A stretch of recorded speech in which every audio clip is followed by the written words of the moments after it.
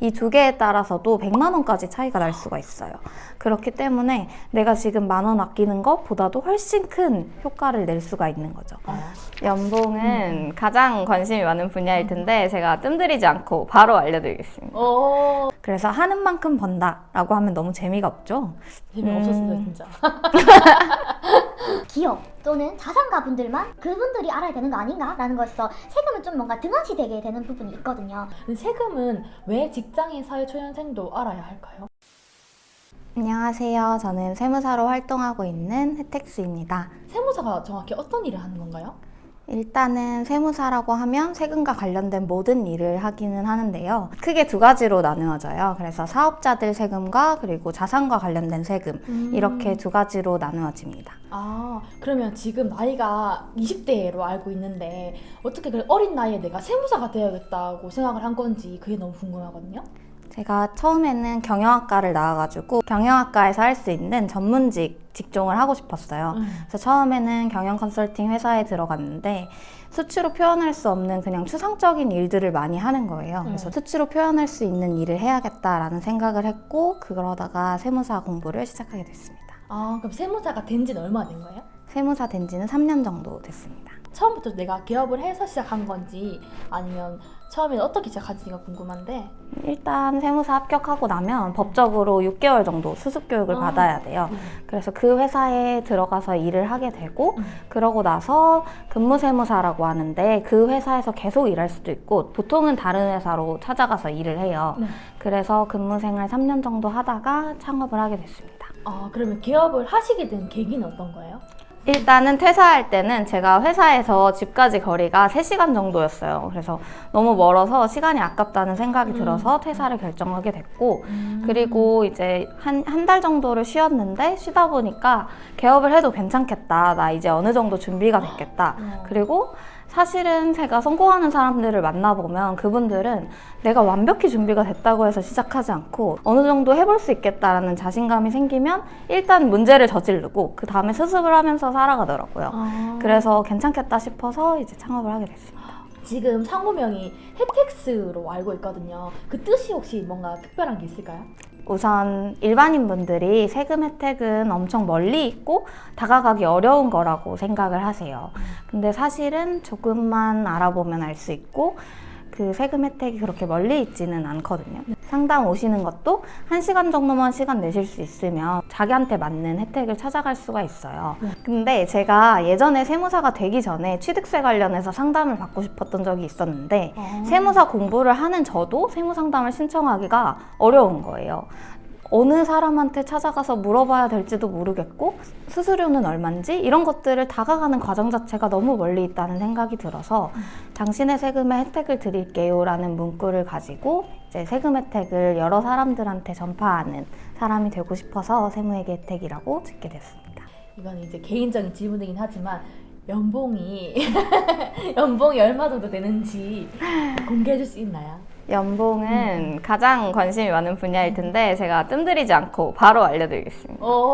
우선 세무사가 되면은 돈을 되게 많이 벌 것 같잖아요, 여러분. 그렇지 않습니다. 현실은 최저시급 정도를 받아요, 맨 처음에. 그래서 제가 세후로 맨 처음 받았던 월급은 160만 원 정도였어요. 생각보다 되게 낮네요. 이전에는 100만 원 정도를 받으면서 세무사가 수습 생활을 했었어요. 근데 능력에 따라서 연봉 인상률이 굉장히 높다는 차별점은 조금 있습니다. 세금이라고 하면 일반인이 아니라 기업 또는 자산가 분들만 그분들이 알아야 되는 거 아닌가? 라는 것에서 세금은 좀 뭔가 등한시되게 되는 부분이 있거든요. 근데 세금은 왜 직장인 사회초년생도 알아야 할까요? 우선은 그 직장인분들도 연말정산을 하잖아요. 그래서 연말정산을 회사에서 해주니까 내가 하는 일은 아니야 라고 생각하시는 분들이 엄청 많은데 실제로는 월세를 그냥 신용카드 소득공제를 받았는지 아니면 월세 세액공제를 받았는지 이 두 개에 따라서도 100만 원까지 차이가 날 수가 있어요. 그렇기 때문에 내가 지금 10,000원 아끼는 것보다도 훨씬 큰 효과를 낼 수가 있는 거죠. 일반인들도 그냥 직장인 월급 받는 사람들도 세금을 알면은 본인한테 분명히 혜택이 있다, 그죠? 맞아요. 자기한테 맞는 세금 혜택을 알면 효과가 있어요. 그리고 직장인분들뿐만 아니라 프리랜서분들도 종합소득세 신고할 때 어떻게 신고하는지에 따라서 300만 원까지 차이가 나기도 하거든요. 관심을 가지는 만큼 혜택을 찾아갈 수 있다는 거를 알려드리고 싶습니다. 역시 아는 게 모르는 게 약이다. 아는 게 약이다. 아는 게 힘이다. 그러면 세무사님이 이제 뭔가 사회초년생 직장인 분들을 위해서 절세할 수 있는 꿀팁을 몇 가지 알려주시면 너무 좋을 것 같아요. 첫 번째로는 제일 관심 가지고 계신 게 신용카드 소득공제예요. 요거는 엄청 복잡하게 계산이 되기 때문에 사실 그 계산 구조를 알 필요는 없잖아요. 그래서 특별한 것들만 말씀을 드리면 신용카드 등 소득공제라는 게 정식 명칭이에요. 근데 여기 등에 현금영수증이 들어갑니다.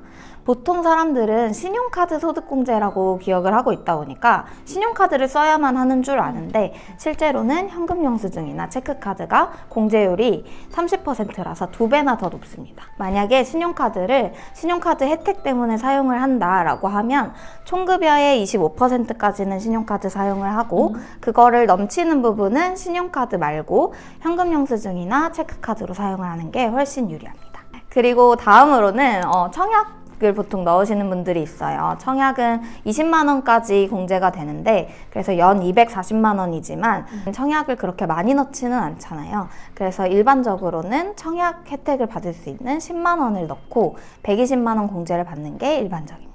은행에서 이제 무주택 확인서라고 하는데 서류를 제출해야 국세청에서 연말정산 간소화라는 서비스로 바로 조회가 가능합니다. 처음 넣을 때는 무조건 무주택 확인서를 뽑아서 은행에 제출해야 되는 거죠? 네. 아까 말씀드렸던 월세세액 공제인데요. 저희가 월세를 내게 되면 현금영수증을 처리를 받게 되는데요. 요거를 신용카드 등 소득공제로 받게 되면 혜택이 굉장히 적어요. 그래서 그거보다 월세세액 공제라는 별도의 공제를 이용하면 훨씬 좋습니다. 대신 중복은 안 되기 때문에 한 개를 선택해서 받으셔야 되고요. 요렇게 받으셨을 때 혜택은 월세세액 공제가 50만 원 추가 환급이 됐었습니다. 그러면 월세를 사시는 분들은 꼭 이거 세액공제를 신청하면 무조건 도움이 되는 거겠네요, 그죠? 네, 일반적으로는 월세세액 공제가 훨씬 유리합니다. 그렇구나. 혹시 부동산 관련해서는 절세나 사례를 알고 계신 거나 아니면 도움되는 이야기가 있으면 좀 들려줄 수 있을까요? 우선은 부동산 관련해서 세금이 훨씬 절세 혜택을 받기가 좋습니다. 양도세 같은 경우에는 우리나라에서 1세대 1주택자를 우대하고 있다고 보시면 되는데요. 그래서 1주택자들에게 주고 있는 혜택이 많습니다. 그래서 비과세 혜택을 받는 경우에는 3억에서 5억 이렇게까지 차이 나는 사례도 굉장히 많기 때문에 양도세 비과세 받으면 최고입니다. 제가 추천드리는 거는 그냥 부동산 관련돼서 내가 세금이 너무 많이 나온다라고 하면 전문가를 찾아가는 걸 가장 추천을 드립니다. 그 이유를 왜인지 궁금해 하실 텐데요. 주택을 2채 가지고 계신 고객님 사례가 있었어요. 지금은 중과세가 많이 사라졌지만 그때는 중과세가 있었던 시기였는데요. 그래서 이분이 집 주변에 있는 세무사 사무실을 갔더니 세금이 7억이라고 하는 거예요.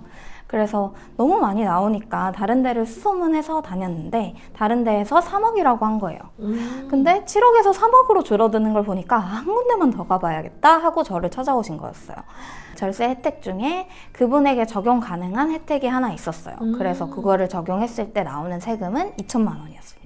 18억짜리 집을 팔았는데도 2천만 원만 세금을 납부하고 손에 쥐는 돈이 17억 8천이었던 거죠. 세금 혜택을 어떻게 적용받는지에 따라서 이렇게 세후수익률이 많이 차이가 날 수가 있다는 걸 아는 것만으로도 굉장히 좋은 혜택을 받을 수 있는 준비가 되신 거예요. 세무에 대해서 궁금하면 어떤 방법으로 컨택을 할 수 있는 거예요? 무료부터 말씀을 드리면 무료로 할 수 있는 거는 국세청에 126이라는 국세상담센터가 있어요.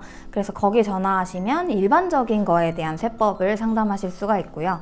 근데 이거는 아무래도 나에게 맞는 세금 혜택을 찾아주시지는 않아요. 나에게 맞는 혜택을 돈을 들이더라도 알고 싶다라고 하시는 분들은 네이버 엑스퍼트를 이용하면 가장 저렴한 비용으로 상담을 받을 수가 있고요. 이거는 2만 원부터 20만 원 이런 식으로 가격대가 다양하게 형성이 되어 있으니까 거기서 찾아보시면 제일 쉽게 접근하실 수 있으실 것 같아요. 그러면 한 명이 아니라 여러 명에게 상담 받아보는 게 나에게 좋은 거예요? 저는 여러 명에게 상담받는 거를 추천드립니다. 왜냐면 아까 그 말씀드린 2주택자 같은 경우도 3번 상담했기 때문에 물론 상담료 몇십만 원 더 썼겠지만 결국에는 2천만 원만 납부하고 끝났잖아요. 아. 그러니까 여러 명의 세무사에게 상담받는 거를 추천드리긴 합니다. 그럼 세무사님이시다 보니까 아무래도 워낙 많은 케이스를 담당하고 그리고 많은 사람들을 만나잖아요. 그러면 세무사 눈으로 바라본 뭔가 성공한 사람들의 특징이 있다면 어떤 게 있을까요? 사실 성공이라는 게 어떤 걸로 정의할 수는 없잖아요. 사람마다 너무 다른 성공의 기준이 있을 거라서 세무사다 보니까 돈 많이 버는 사람들 또는 자산을 많이 가지고 있는 사람들, 이 기준으로 말씀을 드릴게요. 첫 번째 성공하는 사람은 근로자로 성공하는 사람의 유형입니다. 사실 연봉에 제한이 있기 때문에 그래도 그 중에서 가장 상위권에 있는 사람들은 전문직이나 대기업에 종사하는 사람들입니다. 그리고 두 번째로는 사업을 해서 돈을 잘 버는 사람들입니다. 사업이라고 하면 사람들이 저를 찾아줘야 돈을 잘 벌 수 있는 거잖아요. 요즘에 유행하는 산업군들이 성공하는 사람들의 특징인 것 같아요. 그래서 사업가들은 어떤 사업이 유행하는지를 빠르게 캐치해서 그 사업들을 해가는 사람들이 성공을 하고요. 그리고 의사결정을 하는 데 있어서 많은 고민을 하지 않고 일단 일을 벌린 다음에 수습해 나가는 그런 분들이 사업으로 성공을 하시는 것 같습니다. 요즘 뭐 어떤 트렌드예요? 사업은? 요즘은 에어비앤비라든지 아. 아니면 쇼핑몰 하시는 분들이 돈을 잘 버시는 것 같습니다. 또 세 번째는 부동산 투자자로 돈을 잘 버시는 분들의 특징입니다. 저는 예전에는 부동산 투자자가 불로소득이라는 말이 있잖아요. 그래서 그 말을 믿었었어요. 불로소득이라는 말을 믿었고 건물주가 되면 아무것도 안 해도 되는 줄 알았습니다. 근데 사실은 그건 다 거짓말이었더라고요. 실제로는 부동산 투자자들이 누구보다 부지런합니다. 그래서 평일에는 일을 하고 토요일에 임장을 다니시는 분들이 대부분이에요. 실제로 그 지역이 정말 살만한지 이런 것들까지 다 조사해서 투자를 하시기 때문에 굉장히 부지런한 분들이 성공을 하신다라고 보시면 됩니다. 가장 중요한 거는 부동산 투자할 때 취득, 보유, 양도 단계에서 다 세금이 따라 붙거든요. 그래서 이 세금을 줄이기 위해서 세후 수익률을 높이는 노력을 하는 것이 세금 공부입니다. 그 투자에 대한 분석뿐만 아니라 세금까지 정말 반세무사 정도로 빠삭하게 공부를 해서 다 자기가 이미 알고 있고 세무사한테 확인만 받으러 오는 그런 경우가 있어요. 그런 분들이 성공하시는 것 같습니다. 그리고 마지막은 저희가 가장 부럽고 배가 아픈 그런 유형이에요.